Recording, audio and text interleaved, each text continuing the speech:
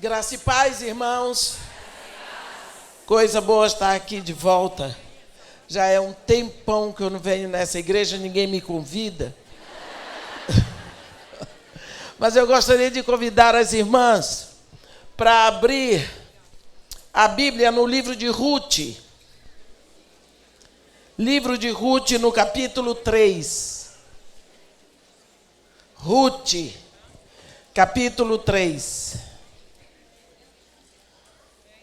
Logo depois de Juízes, para quem não está muito familiarizado com esse livro. Ruth, capítulo 3. Deixa o povo acabar de procurar, até encontrar. Que é para que todos possamos ler juntos. Ruth, capítulo 3. Parece que chegamos lá. Onde está escrito assim: disse-lhe Noemi, sua sogra: minha filha, não hei de eu buscar-te um lar para que sejas feliz? Ora, pois, não é Boaz, na companhia de cujas servas estiveste, um dos nossos parentes? Eis que esta noite alimpará a cevada na eira. Banha-te e unge-te, e põe os teus melhores vestidos, e desce a eira. Porém, não te deis a conhecer ao homem até que tenha acabado de comer e de beber. Quando ele repousar, notarás o lugar em que se deita. Então chegarás e lhe descobrirás os pés e te deitarás. Ele te dirá o que deves fazer. Respondeu Ruth: tudo quando me disseres, farei. Então foi para a eira e fez conforme tudo quanto sua sogra lhe havia ordenado. Havendo, pois, Boaz comido e bebido, e estando já de coração um tanto alegre, veio deitar-se ao pé de um monte de cereais. Então chegou ela de mansinho e lhe descobriu os pés e se deitou. Sucedeu que pela meia-noite, assustando-se o homem, sentou-se, e eis que uma mulher estava deitada aos seus pés. Disse ele: quem és tu? Ela respondeu: sou Ruth, tua serva. Estende a tua capa sobre a tua serva, porque tu és resgatador. Amém. Vamos ver um pouquinho em que ambiente essa história acontece. A Bíblia é um livro cheio de histórias. Deus gosta de histórias.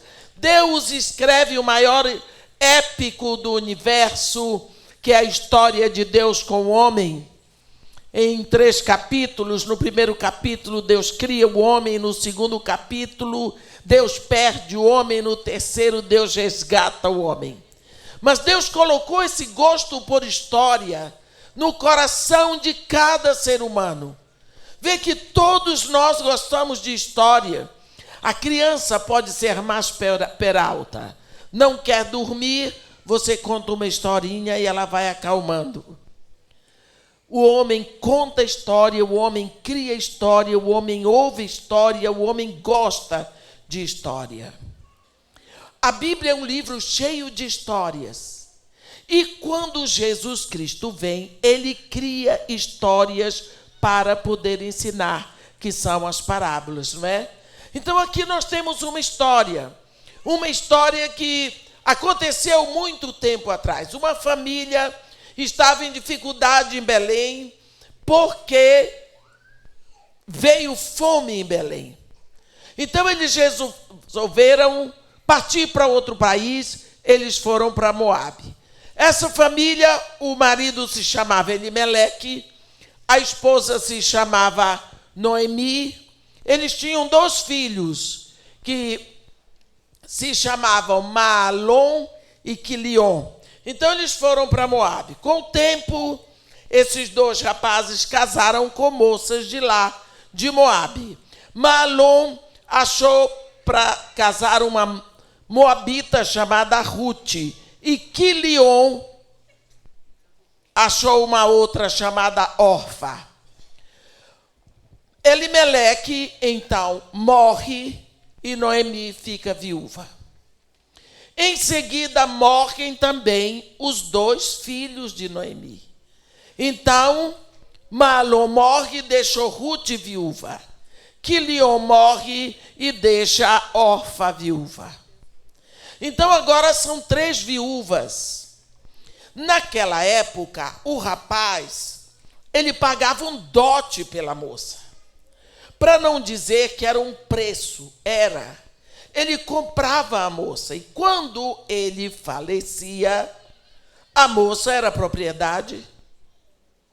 E nesse caso, ela fica como herança para a mãe dele. Então, Mahlon e Quilion deixaram 2 heranças para Noemi. Noemi viúva, com 2 noras viúvas. Então, agora o que fazer? Você pode imaginar o sofrimento da vida dessa mulher? Mas chega um ponto que Noemi fica sabendo que as coisas estavam bem em Israel, em Belém novamente. Então ela resolve voltar para a terra dela. Chamou as 2 noras, ela era uma mulher muito boa, e disse para as suas 2 noras: olha, eu vou voltar para o meu lugar, vou voltar para o meu país, vocês são daqui, vocês fiquem aqui, eu estou dando carta de alforria, eu estou alforriando vocês. Pela lei, elas deviam ficar para servir a Noemi. Mas Noemi simplesmente libera as 2, diz: vocês estão livres para casar novamente, para constituir o lar de vocês, para ficar com a família de vocês, porque eu vou embora para o meu país e vocês são daqui. As 2 não quiseram, porque amavam aquela sogra. Mas Noemi insistiu com elas: vocês são jovens, vocês precisam tocar a vida de vocês. E insistiu com elas. Orfa deu uma choradinha e segurou a bênção dela, foi embora. Mas Ruth não. Ruth disse para ela: olhe, não me instes para que eu te deixe. Não me obrigue a fazer o que eu não quero, porque onde quer que você for, eu irei. Onde quer que você pousar, pousarei eu.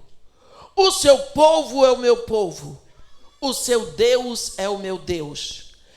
Onde quer que você morrer, ali eu morrerei e serei enterrada. Faça-me o Senhor o que bem lhe aprover, se não for apenas a morte que me separar de você.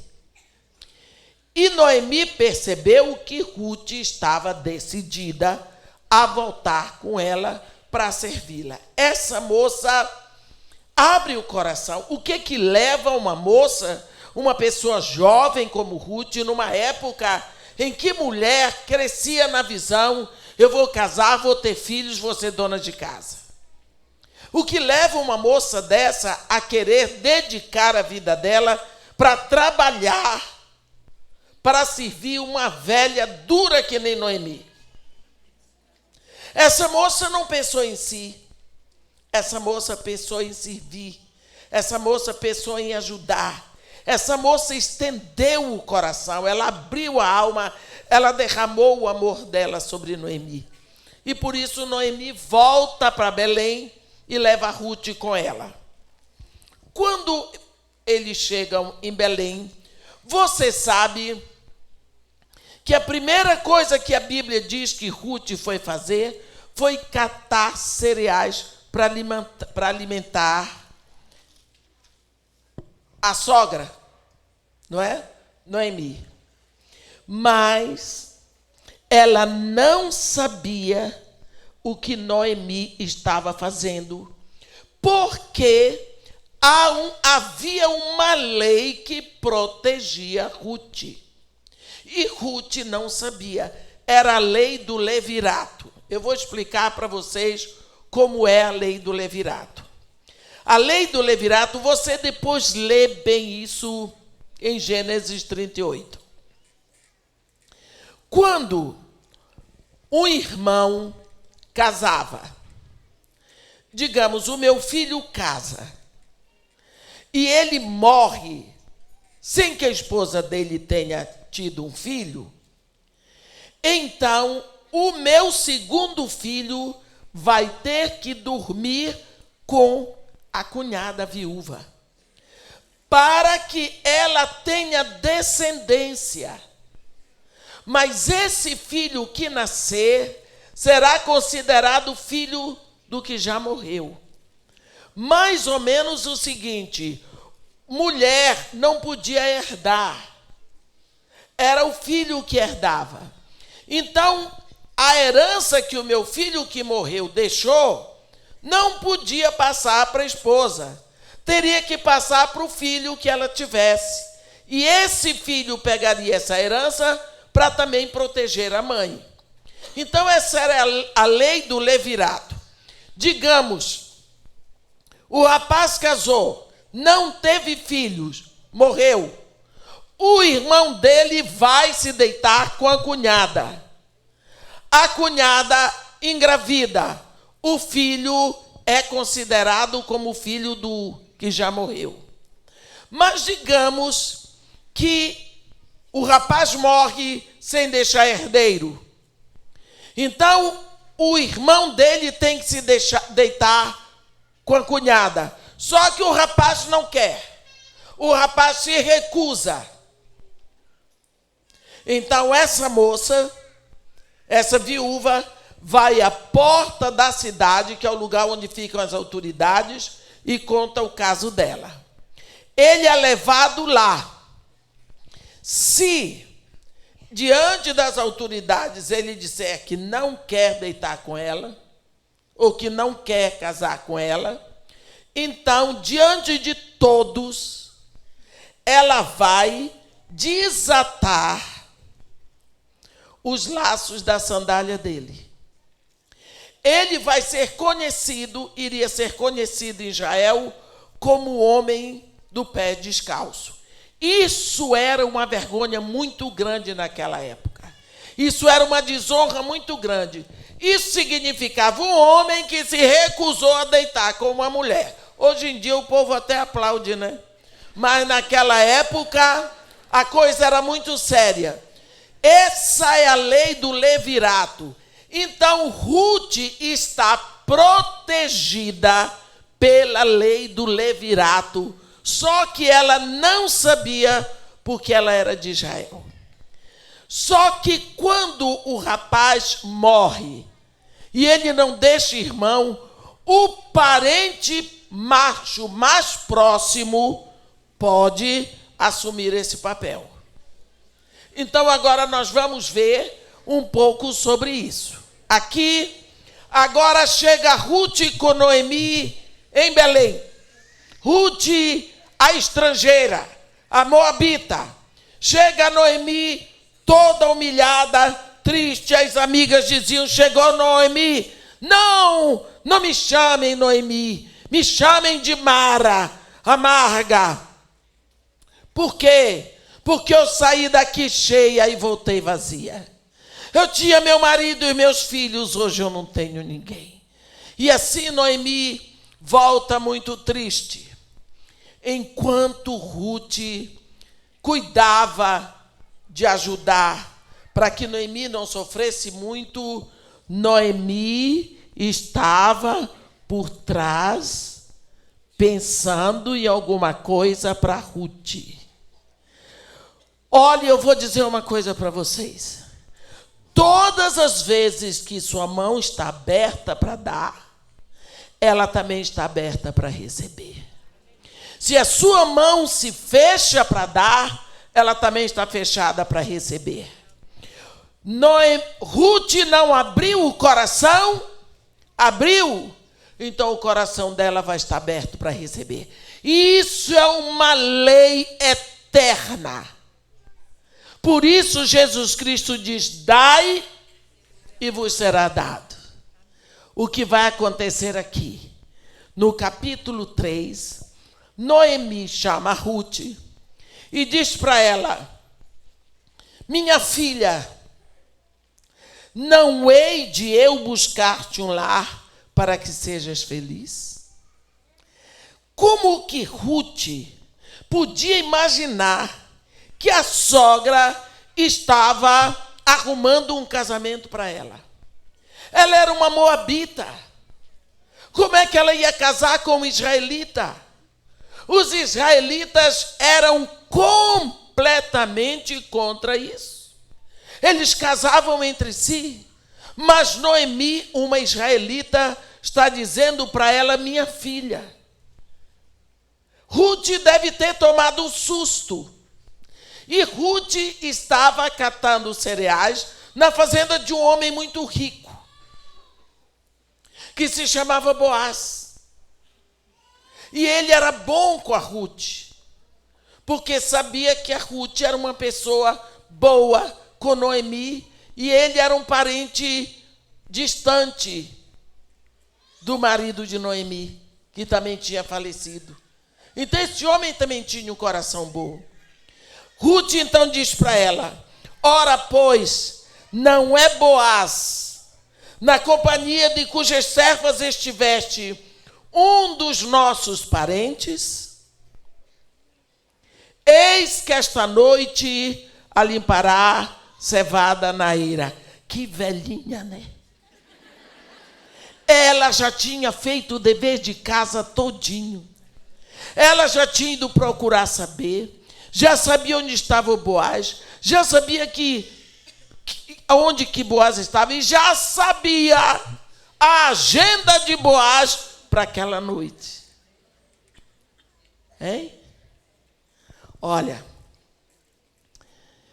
cuidado, para que você saiba qual é a pessoa que está lhe aconselhando. Cuidado para que você saiba se essa pessoa pode lhe aconselhar, se ela pode lhe dar uma direção. Porque o mau conselho pode desviar toda a sua vida. Qual é a pessoa que lhe aconselha? Qual é a pessoa que tem lhe dirigido? Qual é a pessoa que lhe dá uma palavra para você continuar? Ou você diz: não tenho nenhum conselheiro? Ruth sabia que podia confiar em Noemi.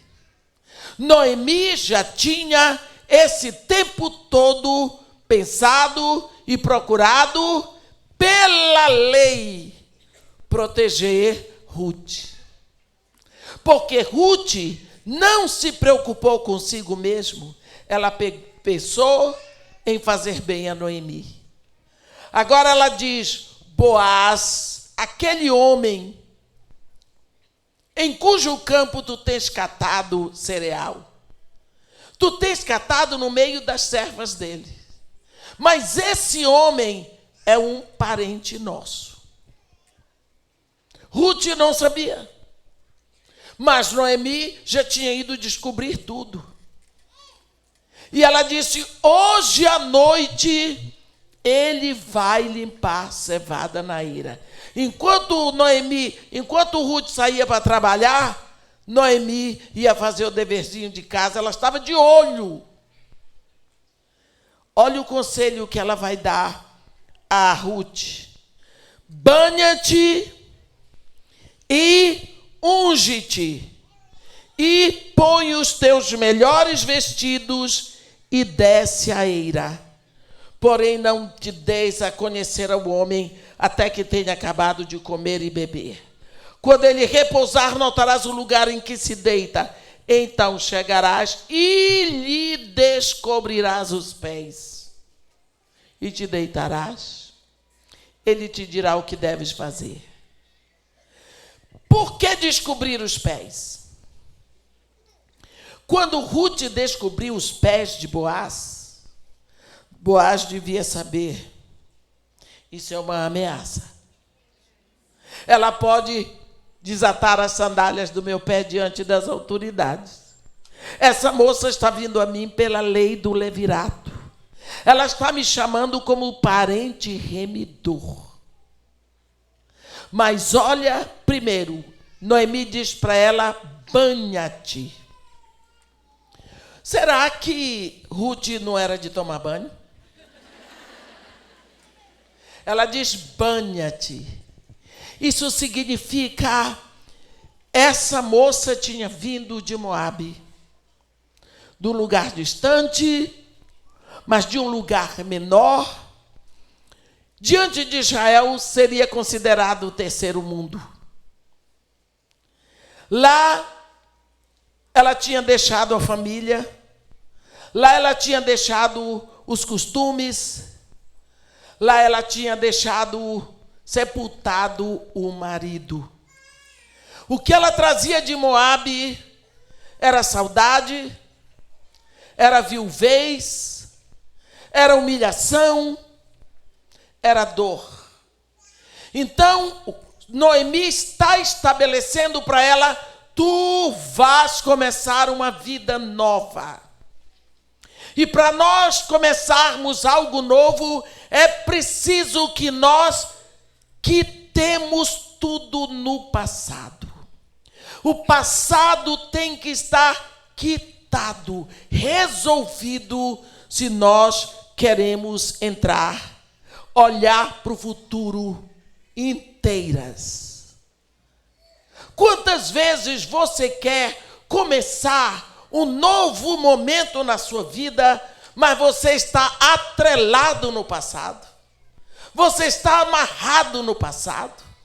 Você está preso no passado? Porque você não quitou, você não resolveu, você não fez o que tinha que fazer.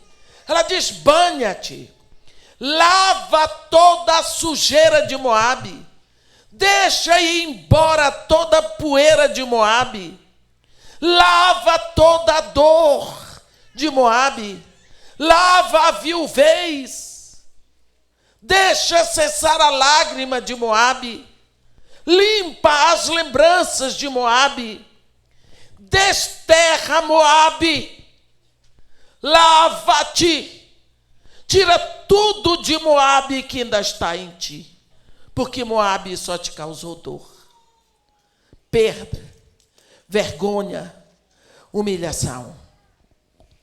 Nós não podemos andar se nós estivermos presos no passado. Quantas vezes nós queremos crescer, principalmente o crescimento espiritual, e nós estamos amarrados lá embaixo, porque nós estamos com a nossa mente presa nas coisas do passado. Muitas vezes alguns pastores me dizem: irmã, eu gostaria que a senhora viesse na minha igreja para dar um congresso sobre cura das emoções. Me dá vontade de pegar o pastor pelo pescoço assim e dizer: está errado. Eu não posso pegar o pastor, eu não posso fazer isso com ninguém, mas a cura não é para as emoções, a cura é para a memória. O grande problema nosso é com aquilo que nós lembramos e deveríamos ter esquecido, ou com aquilo que esquecemos e deveríamos lembrar. Por isso Deus cria memoriais. Porque, irmã, como que eu vou perdoar? Eu sou incapaz de esquecer. Uma coisa é perdoar, a outra é esquecer. Umas pessoas dizem assim: irmão, eu quero que a senhora ore comigo, para que Deus me faça esquecer isso assim. Eu digo: não. Eu não vou pedir a Deus para te dar uma doença. Esquecimento é amnésia. Amnésia é doença.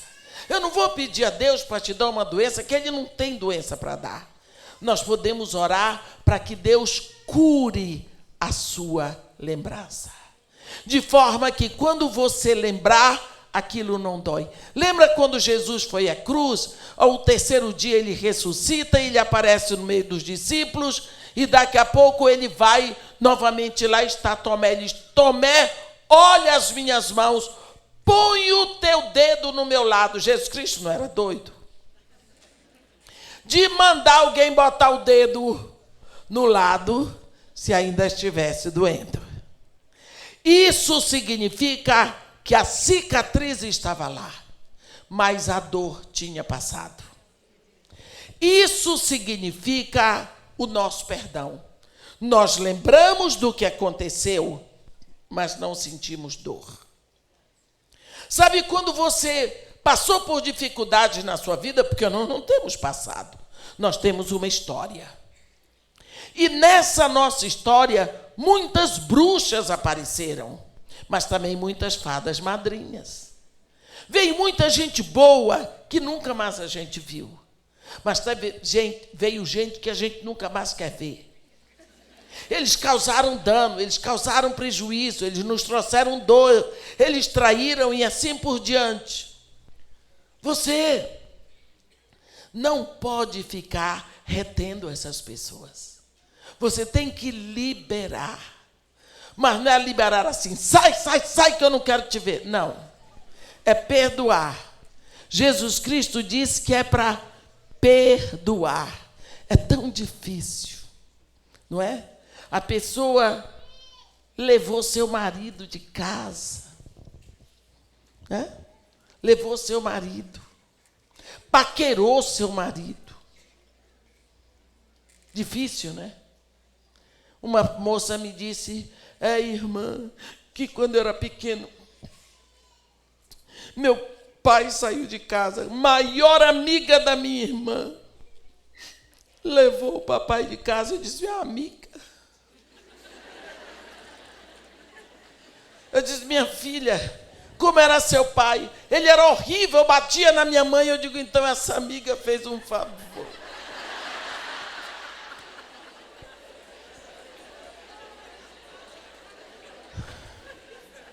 Mas era o pai dela. Então, como é que essa mulher vai esquecer? Mas se cada vez que ela lembrar, ela vai chorar e vai querer matar a mulher, ela vai ficando cada vez mais doente. O que ela tem que fazer é pensar no quanto esta mulher é uma sofredora. Esta amiga que levou o marido dela. Porque o que o marido fazia com ela, vai fazer com essa outra. Mas Deus diz para perdoarmos, para libertar. Sabe quanto que eu aprendi? Como é que se perdoa? Quando eu vi Jesus lá na cruz. Aqueles algozes, eles eram treinados para crucificar. Eles eram treinados física e emocionalmente para crucificar. Sabe, os homens daquela época não eram... Tem alguns homens aqui, eu tenho que me controlar. Eles eram mais fortes, porque eles andavam muito e eles carregavam peso. Os nossos homens de hoje, eles não levantam para ir na televisão, eles põem o controle, eles não fazem assim para descer o vidro do carro, eles têm o botãozinho, eles não andam, eles têm carro, eles não carregam peso, então ainda são homens. Mas os daquela época eram musculosos, eram fortes. Agora, se você pegar um homem nosso de hoje, desse fraquinho, e você bota numa cruz, vê se você aguenta, porque o homem tem muita força nas pernas. E aqueles crucificados daquela época, eles não queriam ser crucificados. Então, para os algozes botarem aquelas duas pernas em cima de uma tábua estreita para poder botar um prego desse tamanho, o homem, sem querer ficar ali, o algoz tinha que ter muita força para prender aquelas duas pernas, para prender uma mão de cada lado. O algoz tinha que ter muita força, não é? Porque o homem tem muita força na perna. Eu é que não ia ficar num gol para segurar uma bola daquela que eles chutam. É muita força. Eu tenho pavor desse negócio. Agora pense, esses algozes eram preparados para aquele momento. Além do mais, quem ia na cruz não era nenhum santo. Você imagina os palavrões que eles diziam para os algozes. Chegavam todas as gerações. E não apenas isso. Aqueles homens que estavam ali na cruz, eles tinham ódio. Eles não tinham Jesus no coração. Então aqueles algozes iam ali e ficavam rindo deles, e ouvindo palavrão e rindo mais. Era um ambiente horrível. Aqueles algozes iam crucificar, esperando ouvir os mesmos xingamentos. Que frustração! Na hora que eles vão crucificar Jesus, gente. Que Jesus deitou sobre a cruz. Ele se rendeu, ele se entregou. A Bíblia diz que ele foi como um cordeiro manso. Abriu os braços e botou os pés no lugar. Aquilo foi uma surpresa tão grande e talvez uma frustração. E quando eles começaram a martelar Jesus, eles ouviram, em vez de um xingamento: Pai, perdoa-lhes. Eles não sabem o que fazem. A coisa foi tão difícil que até o centurião diz: verdadeiramente, este é filho de Deus. Por que Jesus disse aquilo? Pai, perdoa-lhes. Eles não sabem o que fazem. Porque a pessoa que está lhe fazendo mal, ela não sabe o que está fazendo. Porque se ela soubesse, não faria. Quando ela está lhe fazendo mal, ela pelo menos pensa que está fazendo bem a ela. Se ela soubesse que está causando o maior prejuízo para ela, porque ela está plantando uma semente braba que vai colher. Porque o que nós plantamos, vamos colher. A semeadura é livre, a colheita é obrigatória. Porque você é livre para semear ou não, você não é obrigada. Mas se semeou, vai colher na direção daquilo que você plantou. Então, a pessoa que lhe causa dano e que lhe causou dano, ela é uma pessoa infeliz. Ela não sabe o que vai colher. Então, é preciso que você libere o perdão e interceda por ela. Perdoa. Sabe por quê? Como é difícil sofrer a dor que causam ao filho da gente, não é? Que tal fazer sofrer um filho de Deus? Se Jesus Cristo diz: o que fizeste ao menor dos meus, é a mim que fazes. Então, na hora que você perdoa, não significa que você vai esquecer o que lhe fizeram. Significa que você liberou aquela pessoa nas mãos de Deus. Eu vendi uma Paraty para um rapaz, líder de louvor. Está pensando que ele me pagou? Eu cito isso, que para mim foi a coisa mais difícil de perdoar. Foi muito difícil. Como é? E ninguém mandou fazer um trabalho daquele. Vende um carro, assina tudo. Eu não tinha nenhuma garantia que ele ia pagar. Confiei na moral dele. Estava sofrendo muito e orando por mim, mas eu não conseguia. Quanto mais eu orava, mais raiva eu sentia. E foi quando eu fui para uma igreja pregar no Espírito Santo. E lá naquela igreja eu ganhei um carro. Ninguém sabia que eu estava sem carro. Porque eu não disse para ninguém que eu não podia nem ouvir a palavra carro. Porque eu preciso de carro, sou eu que abasteço meu projeto na favela. Ganhei uma Hilux. Toyota, 0 quilômetro.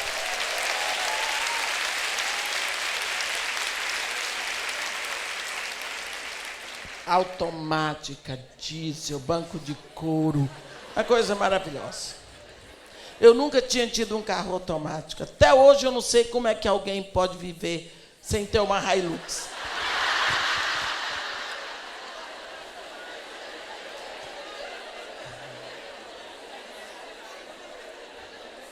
Você sabe que eu ganhei a Hilux, fiquei toda a prova. Continuei com raiva do homem que me roubou Paraty. Até que um dia, mas eu estava me sentindo mal com o meu sentimento em relação a isso. Quando foi um dia, eu estava orando de madrugada, eu disse: Senhor Jesus, dá um jeito em mim, que eu não aguento mais carregar esse peso. Estou me sentindo cansada, estou me sentindo envergonhada, eu estou me sentindo mal, porque eu sei que eu ainda não perdoei aquele cabra. E eu quero perdoar, mas eu quero perdoar, eu quero sentir alegria no meu coração. Eu não quero ficar desse jeito que eu estou amargurada. Eu não gosto. Como é que eu posso subir num púlpito, pregar a tua palavra? Como é que eu posso orar? Se eu estou com raiva dele, eu estou querendo que ele bata para ti, que estraçalhe para ti, que a para ti pegue fogo. Abri meu coração, abri o jogo com Jesus, que eu oro assim, falei tudo. Eu queria que a Paraty pegasse fogo. Meus irmãos, eu senti lá dentro do meu coração assim: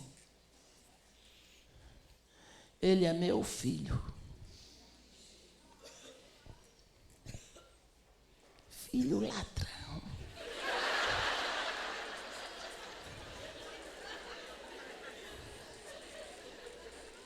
O senhor tem filho ladrão?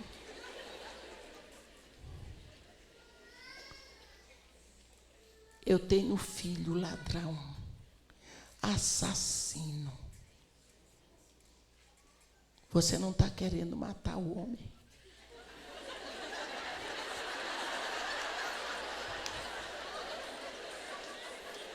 E eu estava me achando melhor do que ele. Mas já estava querendo matar o homem com a família toda. Então, nós precisamos perdoar para sermos perdoados. É preciso que você tenha misericórdia da pessoa que fez aquilo com você. É preciso que você tenha misericórdia. Aquela madrugada eu chorei muito, pedi perdão a Deus pelos bichos que estavam lá dentro de mim. Liberei, entreguei, disse: Senhor, vou entregar esse homem na sua mão, porque na minha não vou fazer nada que preste. Olha, você não sabe a libertação, a alegria que eu senti. Eu estou bem, eu fiquei bem, mas demorou mais de um mês. Que coisa horrível, para liberar uns trocados, meu irmão. Para sentir essa paz que não tem preço. Isso significa quitar uma coisa que ficou para trás. Quantos defuntos nós saímos pela vida carregando? Sabe, defunto é aquilo que tem que ser exumado. Se você pegar um defunto, levar para casa, colocar na gaveta, misericórdia, vai ter problema com polícia, aquele negócio começa a apodrecer, vai lhe dar problema. A melhor coisa que você faz com defunto é enterrar, nunca mais lhe dá problema. Defunto é tudo aquilo que passou, tudo aquilo que aconteceu. Você tem que quitar com aquela situação e dizer: acabou. Tem 2 dias nos quais você não pode fazer nada. Ontem e amanhã. São os dias onde você não pode fazer nada. Libera. Ah, mas foi horrível. Libera. Mas o que é que eu faço? Libera. Isso significa perdoar. Acabou. Banha-te. Toma um banho, limpa tudo, leva tudo. É isso que Noemi está dizendo para Ruth. Primeira coisa, banha-te. Tira Moabe da tua vida. Moabe acabou. Moabe é uma situação do passado. Moabe ficou para trás. Moabe com seus deuses, seus ídolos. Moabe com a tua viuvez. Moabe com a tua humilhação. Moabe com a tua dor. Lava. Se nós queremos começar algo novo, é preciso que nós quitemos com o passado, que nós começamos a olhar para frente, porque ficar assim, você vai ficar tonta. Começa a olhar para lá. Você começa a enfrentar e visualizar uma situação nova. Ela diz: banha-te. E unge-te. Nos tempos bíblicos, as pessoas usavam se ungir para refrescar. Ungir também significa separar.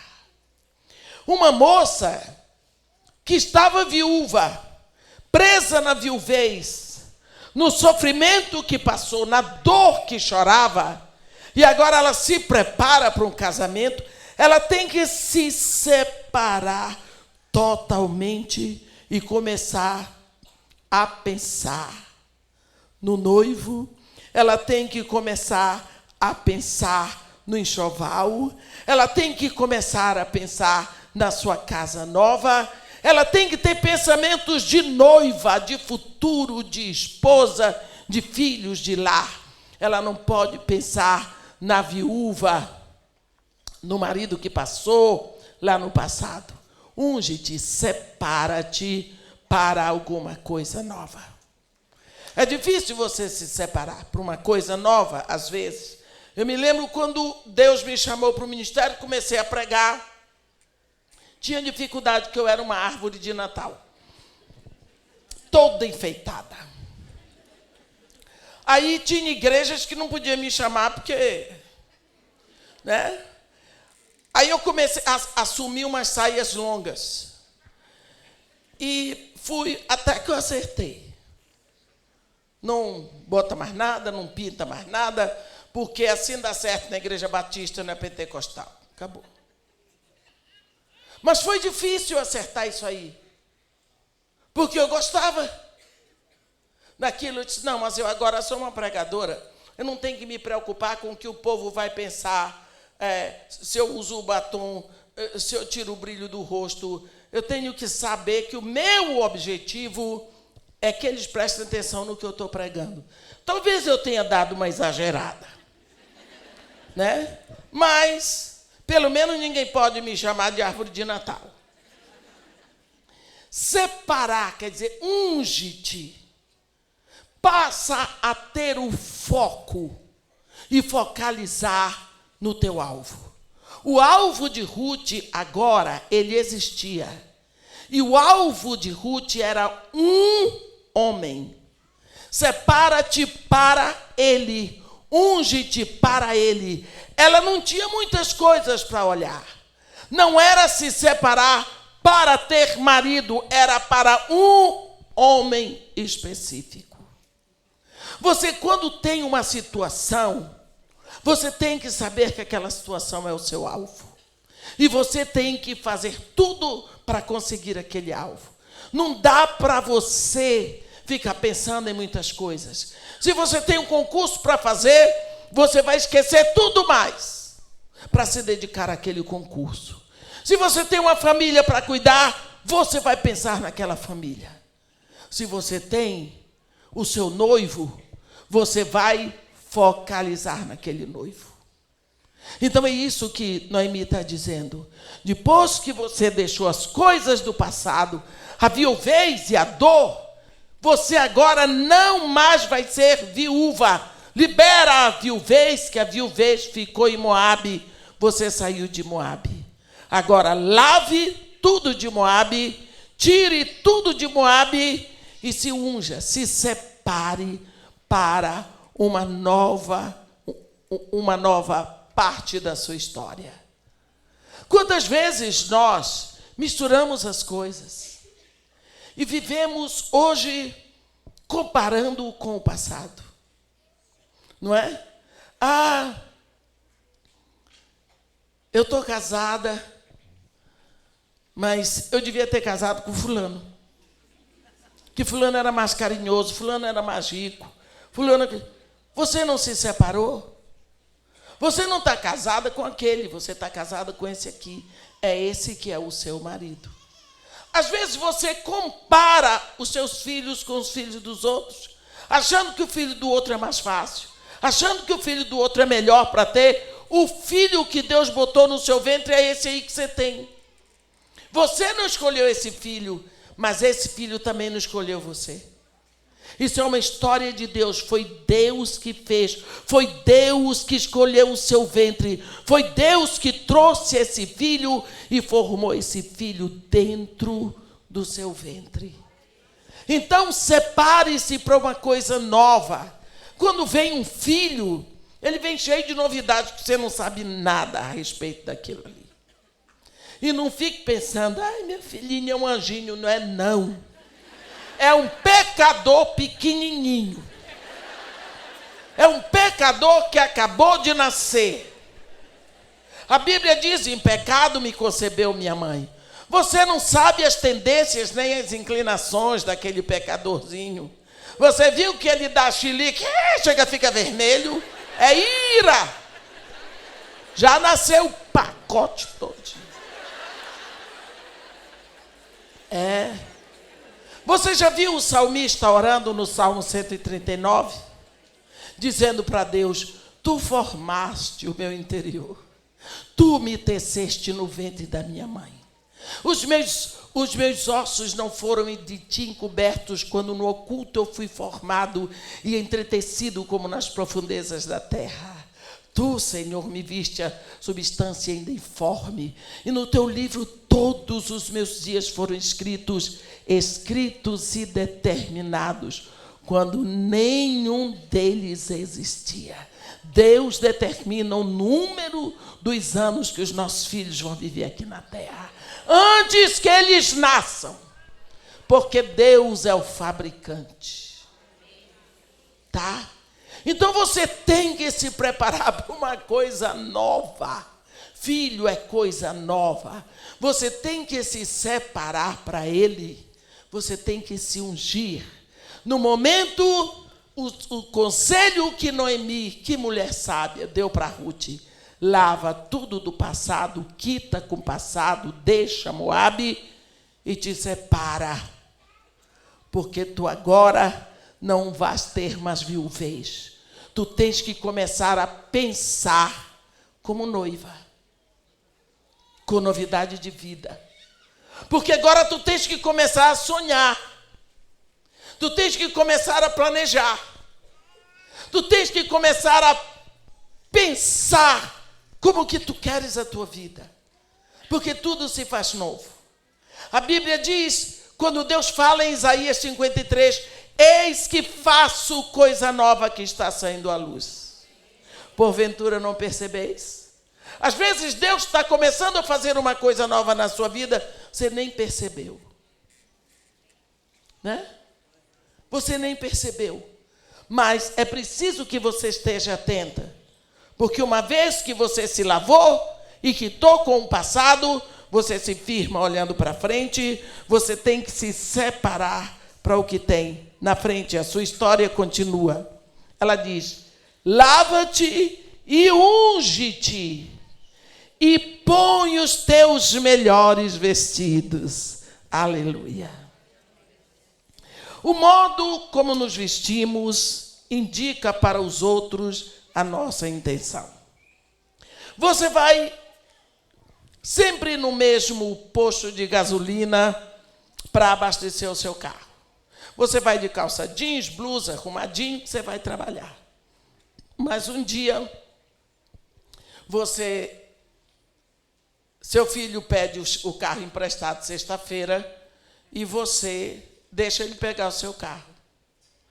Aí, sábado de manhã, você vai lá perto, vai fazer unha, cabelo, porque você tem um casamento para ir.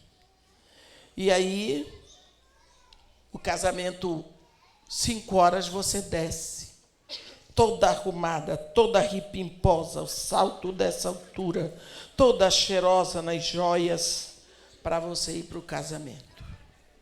Aí, quando você chega dentro do carro, que vira a chave, o ponteiro da gasolina está lá embaixo. Quem tem filho, já passei muito por isso. O ponteiro está lá embaixo. O tanquinho está acendendo. Né? Aí você dá aquele chilique sozinha no carro. Mas não adianta. Não adianta. Só tem uma solução para você aí, abastecer. Senão você não vai para o casamento. Aí você, depois que passou a primeira crise de ira, você bota o carro, para no posto, aí você desce para botar gasolina no seu carro. O posto é self-service. Aí você desce, toda nos saltos, toda para não estragar o cabelo, cuidando do vento. E o povo do posto diz,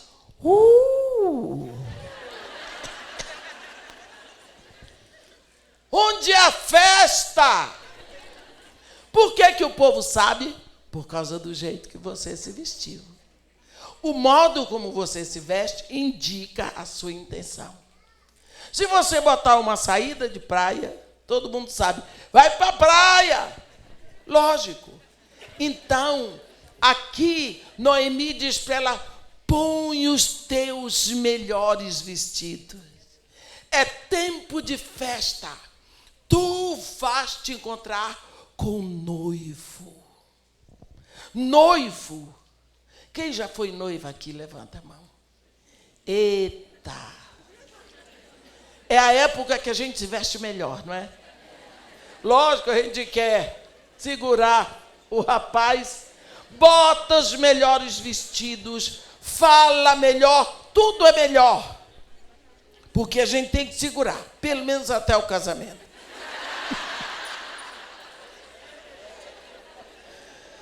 Não é? Põe os teus melhores vestidos, porque nós precisamos nos preparar para o noivo. Porque é o noivo que tem que nos ver lindas. É o noivo que tem que nos ver belíssimas. Para encontrar com o noivo, a roupa tem que ser melhor. E quando ela diz para Noemi, para Ruth, põe os teus melhores vestidos, ela quer dizer, impressiona. Causa impressão. Deixa ele olhar para ti. Que ele possa te olhar e te admirar. É isso que ela quer dizer. A Bíblia diz, em todo tempo estejam alvas as vossas vestes, e nunca vos falte o óleo sobre a sua cabeça. Uma vez Jesus Cristo estava falando com seus discípulos, lá em João 14, e ele disse assim, não se turbe o vosso coração. Credes em Deus, crede também em mim. Na casa de meu pai há muitas moradas, se assim não for eu vou-lhe teria dito. E eu irei e vos prepararei morada. E quando eu tiver ido e tiver preparado, eu voltarei e vos receberei para mim mesmo, para que onde eu estou, estejais vós também. Quando Jesus Cristo falou esse discurso ali, todo mundo entendeu porque naquela época o casamento judaico era feito em duas etapas. A primeira etapa era a assinatura de um documento chamado Ketubá. O noivo vinha para os pais da noiva, fazia o pedido e pagava o preço da noiva. E a noiva assinava o contrato de casamento, o Ketubá, e o noivo assinava, e os pais e os testemunhas. Então, daquele momento em diante, aquela moça era a prometida, mas o preço estava pago. Naquele momento, ela não podia mais desistir. Então, o noivo não levava a noiva. Ele ia para a terra do pai dele, para pegar o pedaço de terra e fazer a casa para ele poder casar. Só que, quando a casa estivesse pronta, ele voltaria para receber a noiva, seria então a consumação do casamento. Só que como ela era propriedade dele, ele não entraria na casa quando viesse buscá-la. Ele a chamaria da rua, ela saía para encontrar com ele. Enquanto ele estava preparando a casa lá, essa moça aqui, a noiva, primeira coisa, na janela da casa dela, do lado de fora, ia ficar uma candeia acesa o tempo todo. O tempo todo, noite e dia. Essa moça agora ia ficar pronta e bem vestida dia e noite, porque ela não sabia a hora que o noivo viria buscá-la. Então ela ia cuidar dos seus cabelos, da sua pele, a sua roupa ia estar perfeita noite e dia. Ela dormia sempre com vestidos lindos, porque o noivo podia chegar 1h da manhã. E na hora que ele chegasse, ele gritava da rua, ela sairia para encontrar com ele. Então, ela iria com ele, e ele ia levá-la para a família dele, e ele queria que todos os seus amigos, que toda a sua família, olhassem para a sua noiva e ficassem encantados com a beleza, com o brilho de sua noiva. Era isso. Por isso, Jesus Cristo, quando já veio aqui na terra, já assinou um ketubá, já pagou o nosso preço, já comprou. E da segunda vez, ele não pisará na terra. O anjo tocará a trombeta e nós somos sugados para encontrar com ele nos ares, para realização da consumação das bodas do Cordeiro. Então, aqui, quando Noemi diz para Ruth, põe os teus melhores vestidos, significa, fica pronta, porque tu vais estar com o noivo. Deixa que ele se encante com a tua beleza, porque ele é digno de te ver bem vestida. É uma questão de dignidade tu te preparares para ele. Ele vai saber que tu tiveste o trabalho de te preparar para ele. Por isso, a Bíblia diz que as nossas vestes devem estar o tempo todo alvas e brancas. E ela ainda diz, põe os teus melhores vestidos e desce à eira, porque é lá que ele está. Vai ao lugar onde está o noivo. Lava-te, unge-te, põe os teus melhores vestidos e vai passear. Não, vai à eira. Tu deves te dirigir para o lugar onde está o noivo. Esse é um momento específico para nós, porque nós viemos nos reunir no lugar onde está o noivo. Você se arrumou, você pegou sua bolsa, você pagou um preço para estar aqui, não é? Pagou transporte, você podia estar em casa deitada, mas você pagou um preço para estar aqui. Quando você saiu, você sabia, eu vou para a Comunidade da Graça, lá de Vila Carrão. Você tinha um objetivo, você sabia para onde estava se dirigindo. Da mesma forma, Noemi disse para Ruth que ela devia ir no lugar onde o noivo estava. Nós precisamos saber qual é a nossa direção. Nós precisamos saber que do momento em que nós nos rendemos a Jesus Cristo, o nosso caminho é para Ele. Porque então, se nós sabemos onde Ele está, na nossa casa, no nosso trabalho, na igreja, nós vamos nos dirigir para Ele. Ela foi, ela fez direitinho tudo como Noemi mandou. Mas quando chegou, na hora que ela deitou do lado dele, altas horas da noite, ele acordou e viu uma mulher do seu lado. Ele se assustou, sentou e disse, quem és tu? Ela disse, sou Ruth, tua serva. No versículo 9, ela vai dar a bandeira todinha de quem não sabe a cultura de Israel. Ruth disse para ela, deita do lado dele e espera que ele vai te dizer o que fazer. Ela até aí fez tudo direitinho como Noemi mandou. Quando ele diz para ela, quem és tu? Ela diz, sou Ruth, tua serva. Aí ela disse, estende a tua capa sobre mim, porque tu és resgatador. Ela estava dizendo para ele, vai casar comigo ou não? Ela não precisava dizer isso, porque pelo fato dela estar ali e dela ter descoberto os pés dele, A cena era de que ele era resgatador, mas ela não era israelita, ela era moabita. Então ela tinha que dar um fora. Aqui que nós vamos chegar. Deus sabe que nós somos pecadores, todos nós. Melhor do que nós mesmos, Deus conhece as nossas limitações.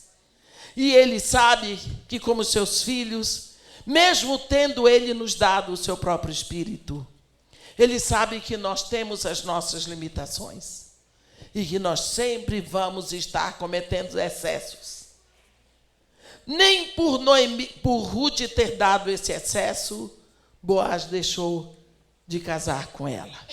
Pelo contrário, ele amou aquela situação. Depois você lê a história de Ruth em casa. O que nós queremos falar hoje? Quem é a pessoa que está lhe aconselhando? Será que essa pessoa tem cacife para dizer a você o caminho certo, para você encontrar a sua direção? Tem alguém que está dizendo para você o que fazer, para você sair daquelas dores e daquelas amarguras do passado, daquelas nhaques que você tem carregado? Porque todos nós temos lembranças, todos nós temos uma memória, e cada uma de nós tem a sua própria história. Mas, se você tem uma pessoa que tem o coração firmado em Deus, Ele vai lhe aconselhar, essa pessoa vai lhe dizer como você vai se desvencilhar desse passado de dores que você teve e olhar para frente para Jesus. Olhar para frente numa novidade de vida. Olhar para frente sabendo que os filhos não são seus, que eles são uma operação de Deus na sua vida. Sabendo que Deus lhe fez mulher, lhe deu útero, lhe deu ovários, lhe deu seios para amamentar. Porque Ele projetou você mulher, em cujo ventre Ele poria filhos. Deus tem uma proposta para você. Ele quer que você seja lavada das dores que tentaram atrasar a sua caminhada com Ele, das perdas, dos aparentes prejuízos. Que você deixe isso para trás, lave isso da sua vida, porque tem coisa melhor. Deus quer que você se separe para um momento novo, para novidades maravilhosas que Ele tem para você. Deus quer que você vá acrescentando mais beleza e mais brilho na sua vida. Cada dia mais brilhante, mais nova, mais alegre, mais segura, para que você possa, enfim, bonita, vestida de obras de grandeza, vestida de oração, vestida do desejo de estar com Jesus, você possa se unir a Ele para sempre. Que Deus nos abençoe e nos guarde, que faça resplandecer o seu rosto sobre nós e tenha misericórdia de todos nós. Senhor Deus nosso Pai, nós também um dia já fomos moabitas, nós também já fomos estrangeiros à Tua adoração. Um dia nós andamos tão distantes de Ti, Senhor, que não conhecíamos tudo aquilo que o Senhor tem prometido para nós. Como Ruth também não conhecia que ela tinha direito a se casar, por causa de uma lei que já existia na direção dela. Mas hoje nós estamos aqui, pela Tua misericórdia, Tu estendeste a mão sobre nós, e Tu nos resgataste, Tu nos trouxeste, Tu nos transportaste do império das trevas para o reino do Filho do Teu amor. E aqui nós estamos. Ajuda-nos, ó Pai, a nos libertarmos, Senhor, dessa carcaça velha, das coisas que já passaram, com as quais nada podemos fazer. Que nós possamos largar esse peso e trazê-lo e entregar nas Tuas mãos. Porque Tu dizes: vinde a mim, vós que estáis cansados, sobrecarregados, eu vos aliviarei. Ó, nós queremos entregar nas tuas mãos hoje esse passado de lembranças, de dores, de tristezas, de tribulações e de tantas coisas que fizemos e não deveríamos ter feito, e de outras coisas que não deveríamos ter feito, mas fizemos. Queremos entregar nas tuas mãos e te pedir, Senhor, pelo teu sangue precioso derramado lá na cruz, recebe para que nós sejamos libertos, para que o teu nome seja glorificado nas nossas vidas. Pai querido, batiza a nossa casa numa unção de alegria. Abençoa os nossos filhos onde quer que eles estejam. Traz sobre nós o teu manto de alegria, de júbilo e de paz, para que nós possamos fazer a tua vontade aqui na terra. Que o teu nome seja glorificado enquanto respirarmos. Para a glória do teu nome nós queremos viver. Essa oração que fazemos em nome de Jesus. Amém.